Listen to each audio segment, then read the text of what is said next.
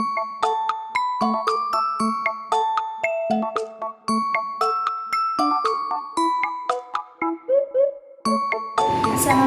warahmatullahi wabarakatuh. Kali ini kita akan mempelajari tentang materi kelas 5, tema 3, subtema 1, yaitu bagaimana tubuh mengolah makanan. Seperti nama tema kita, yaitu tentang makanan sehat, tubuh kita memerlukan banyak sekali vitamin dan nutrisi yang kita bisa dapatkan melalui mengonsumsi makanan sehat. Karena itu, banyak sekali iklan yang menyajikan atau mempromosikan tentang produk-produk makanan sehat. Iklan ini dimaksudkan untuk mempromosikan atau mengenalkan kepada para penonton atau para pembacanya tentang makanan sehat. Nah, di dalam iklan terdapat kata kunci. Apa sih kata kunci itu? Jadi, kata kunci adalah suatu kata atau frasa yang digunakan sebagai kode untuk menghubungkan ke dalam kata lain. Untuk ciri-ciri kata kunci sendiri yaitu terdiri dari satu atau dua kata yang membentuk frasa, kemudian mengandung kata unik dan memiliki atau mewakili sebagian besar atau keseluruhan dari topik. Untuk materi kata kunci, saya sudah menyiapkan media pohon ajaib yang ada di belakang.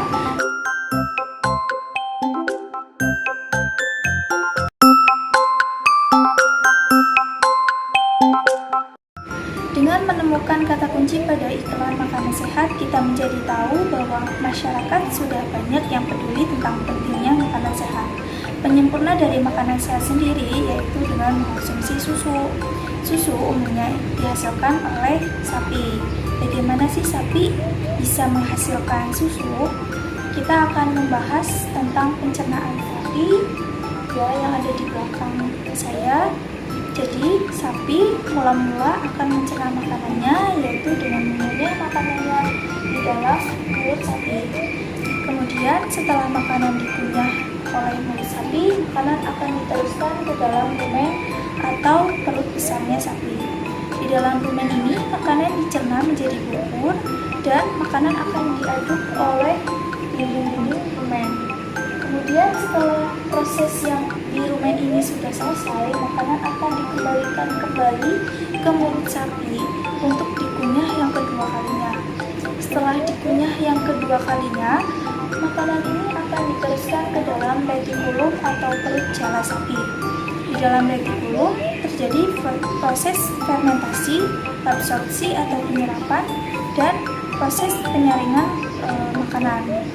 Kemudian setelah proses dalam perut jala ini selesai, makanan akan diteruskan ke dalam omasum. Di dalam omasum ini, makanan dicerna dengan bantuan enzim pencerna. Dan yang terakhir yaitu makanan akan dilanjutkan di dalam proses abomasum atau lambung yang sebenarnya. Nah, di sini di abomasum ini akan dicerna makanan ya oleh bantuan enzim pepsin. Selain sapi, manusia pun mengalami proses pencernaan makanan. Proses pencernaan makanan pada manusia yang mula-mula yaitu makanan akan masuk ke dalam mulut dan dikunyah oleh gigi. Kemudian setelah makanan sudah halus, makanan akan disalurkan melalui kerongkongan dan akan disalurkan melalui lambung. Di dalam lambung ini terjadi proses pemecahan makanan dari zat yang kompleks menjadi zat yang lebih sederhana yang dibantu oleh enzim-enzim yang ada di dalam lambung. Kemudian, proses penyerapan sari-sari makanan akan dilakukan melalui usus halus. Setelah proses dari lambung, makanan akan diteruskan ke dalam usus halus untuk diserap sari-sari makanannya. Kemudian setelah penyerapan yang terjadi dalam usus halus, makanan akan disalurkan ke dalam usus besar. Di sini terjadi proses penyerapan kembali air-air yang masih bisa diserap. Setelah sisa-sisa makanan ini sudah terbentuk melalui usus besar, kemudian makanan akan dikeluarkan melalui anus. Untuk membantu menghafalkan proses-proses pencernaan makanan yang dilakukan oleh manusia, saya punya lagu. Kita nyanyi sama-sama ya. 1, 2, 3. hai kawan, mari kita belajar pencernaan pada manusia. Ada mulut, kerongkongan, diteruskan ke lambung, usus halus, usus besar, dikeluarkan lewat anus. Dalam lagu pencernaan makanan oleh manusia yang telah kita nyanyikan bersama-sama, kita menjadi tahu bahwa setiap lagu memiliki tangga nada. Tangga nada dibedakan menjadi dua, yaitu tangga nada mayor dan tangga nada minor. Tangga nada mayor itu ciri-cirinya lagunya bersifat semangat atau yang gembira dan umumnya diawali dengan nada do. Kemudian untuk tangga nada yang minor, ciri-cirinya yaitu lagunya suasananya itu sedih, kemudian terdengar kurang bersemangat dan umumnya diawali dengan nada la. Di sini saya sudah menyiapkan media tentang tangga nada. Siswa akan ditunjuk satu persatu secara acak, kemudian siswa akan menurunkan tangga nada do re mi fa sol la si do dari bawah sampai atas, dan stikernya itu ada di sini.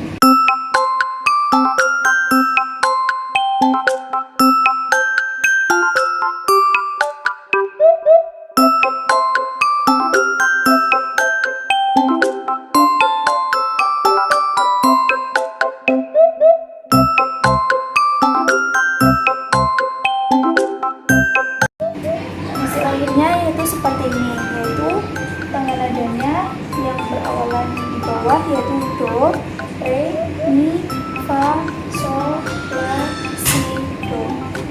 Kemudian di dalam kotak ini kita isikan judul lagu yang bisa dikategorikan tangga nada mayor dan minor.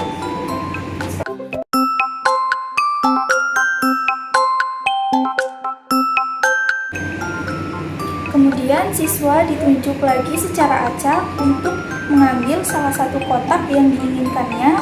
Kemudian siswa bisa mengklasifikasikan bahwa judul lagu yang dia dapatkan itu termasuk ke dalam nada mayor atau nada minor.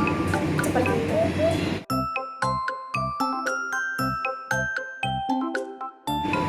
Setelah kita mempelajari berbagai macam tangga nada, kita bisa mengetahui bahwa tangga nada itu dibedakan menjadi dua, yaitu tangga nada mayor dan tangga nada minor. Jadi nada-nada tersebut dihasilkan oleh suara-suara yang dikeluarkan oleh alat musik yang dimainkan oleh seseorang. Nah, alat musik di Indonesia ini sangat bermacam-macam ya, mulai dari angklung, lintang, sasando, kecapi, dan lain sebagainya. Nah, dari berbagai macam alat musik yang ada di Indonesia ini menunjukkan bahwa Indonesia ini sangat beraneka ragam. Namun, Indonesia tetap menganut Bhinneka Tunggal Ika, yaitu berbeda-beda namun tetap satu tujuan. Ngomong-ngomong tentang alat musik di Indonesia, di sini saya sudah menyiapkan tentang gambar-gambar alat musik di Indonesia. Kemudian sebelumnya kita akan masukkan ke dalam kotak-kotak yang ada di sini. Setelah gambar-gambar alat musik tersebut dimasukkan ke dalam setiap kotak secara acak, kemudian guru akan memandu siswa untuk bernyanyi bersama tentang lagu sistem pencernaan makanan pada manusia. Kemudian guru memberikan spidol untuk diputarkan selama lagu itu dinyanyikan. Kemudian ketika lagu itu berhenti atau guru memberhentikan secara random, siswa yang terakhir memegang spidol ini akan maju dan memilih alat musik yang berada di dalam kotak-kotak ini, kemudian mengisikan soal yang ada di dalam lemari merdu ini. Di sini terdapat gambar dan asal daerah alat musik itu diciptakan.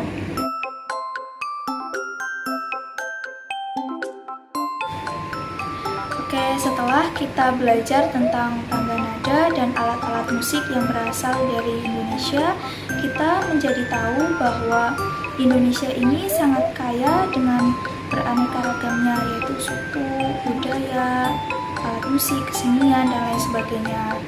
Nah, sebelum kita memainkan alat musik yang ada di Indonesia ini, kita memerlukan jasa para pengrajin alat musik untuk menciptakan alat-alat musik. Nah, para pengrajin alat musik ini contohnya yaitu angklung. Nah, angklung ini mula-mulanya yaitu berasal dari bambu. Bambu diolah oleh para pengrajin alat musik angklung untuk dijadikan alat musik angklung seperti ini. Nah, interaksi ini disebut dengan interaksi alam. Kemudian para pengrajin juga memerlukan kita, atau kita pun memerlukan mereka untuk bisa memainkan alat musik ini dengan cara membelinya. Nah, interaksi ini disebut dengan interaksi sosial. Demikian materi kelas 5 tematik tema 3 tentang makanan sehat, dan subtema 1 yaitu tentang bagaimana tubuh mengolah makanan. Semoga dapat dipahami, dan kurang lebihnya mohon maaf. Wassalamualaikum warahmatullahi wabarakatuh.